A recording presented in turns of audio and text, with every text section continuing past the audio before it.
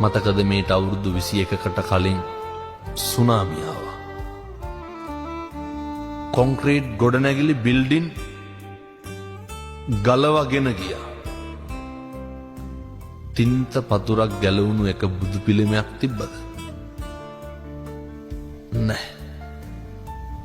ස්වභාවික ව්‍යසන කොච්චරවත් සිද්ධ වුණා. හෙල්ලිච්ච බුදු පිළිමයක්වත් තිබ්බේ නැහැ. ඒ තමයි ස්වභාව ධර්මය තථාගතයන් වහන්සේට ගරු කරන විදිය. අපි කොච්චර කරන්ට ඕනද? තථාගතයන් වහන්සේම දේශනා කරනවනේ කර්මය දැඩි වූ කලමා කුමක් කරන්නද කියලා. කර්මය හරි බලවත්.